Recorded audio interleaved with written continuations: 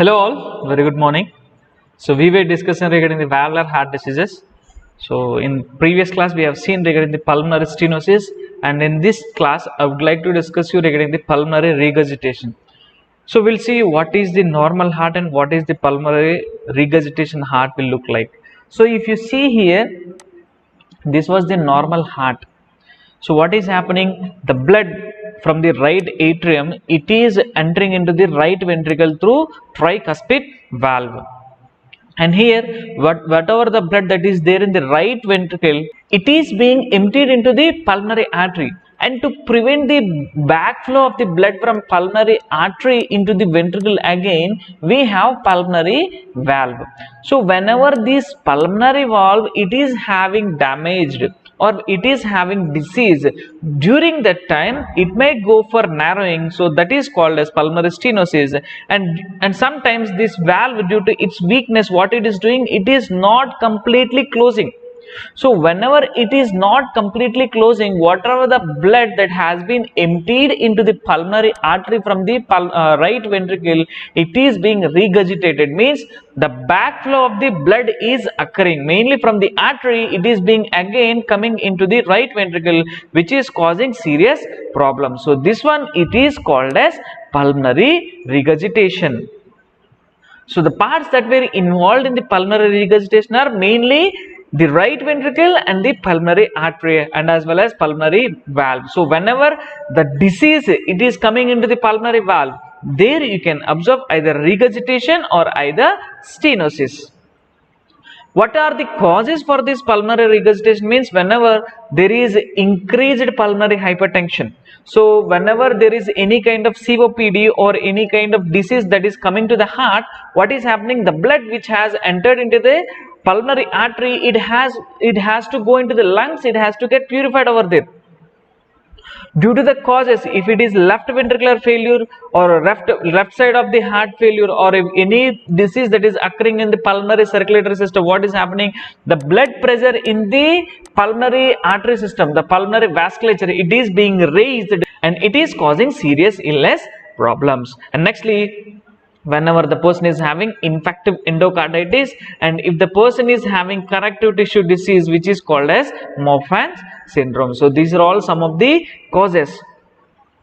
Coming to the clinical manifestations, if you see, the person remains asymptomatic most of the times, but whenever the pulmonary blood pressure is increasing, if the increased blood pressure in the pulmonary vasculature, it is causing the right ventricular failure, and you can observe the signs and symptoms of this right ventricular failure. So people will get dyspnea on exhaustion, means whenever they are working, whenever they are having lethargy, or you can also observe the peripheral edema, and you can also observe the abdominal pain. Why you can observe peripheral edema? Means the blood which has to be emptied into the pulmonary artery, it is not getting emptied.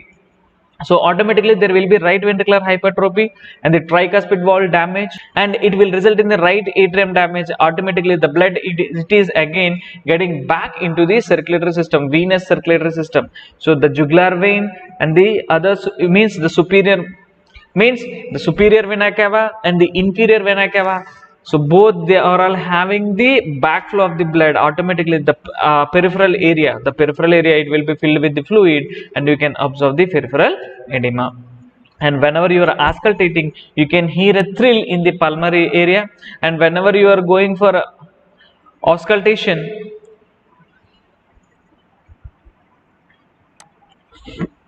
so whenever you are going for the examination, so you can hear a thrill. So whenever you are auscultating, there will be murmur in the pulmonary region. So it is mainly heard burst.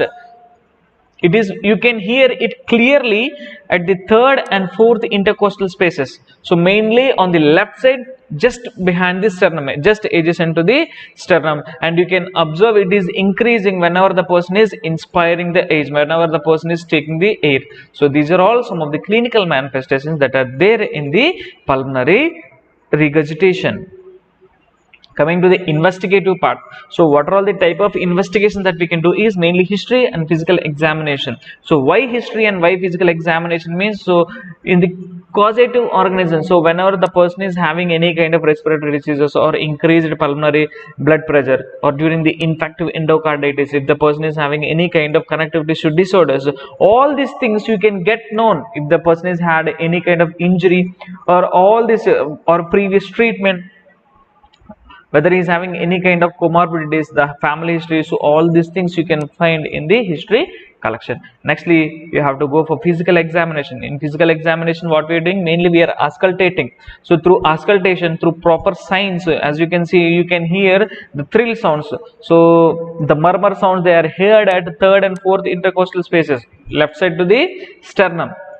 So you can diagnose the patient by using the examination, physical examination, and you can observe right ventricular hypertrophy. Why? Because the blood which has to be entered into the pulmonary circulation, it is not being entered. So what will happen, as the blood is regurgitating and it is pooling in the right ventricle, you can see the right ventricle is getting dilated. So you can generally observe hypertrophy, and you can generally see the normal septal motion, and the right ventricle is overloaded. So these are all some of the investigations that you can perform in the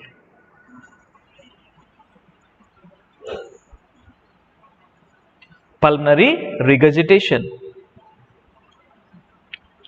If you come to the treatment part, so mainly we are treating the patient in the view of right ventricular failure. So what we will do, we will use the diuretics, and if the pulmonary regurgitation is mainly due to the pulmonary valve dilatation, so that is just because of the secondary hypertension that is there in the pulmonary system. So what we will do, we will try to treat the pulmonary BP. So whenever we are decreasing the pulmonary blood pressure, automatically the pulmonary regurgitation is also getting decreased. So mainly we will focus on decreasing the pulmonary blood pressure. If there is severe right heart failure, then what we will do, we will go for the pulmonary valve replacement. What are all the surgical interventions that can be done means, mainly we will go for the pulmonary valve replacement. So these are all some of the treatment patterns that were involved in the pulmonary regurgitation. That's it. This is regarding the pulmonary regurgitation. Hope you got understood. If you like the content, please like, share and subscribe the channel.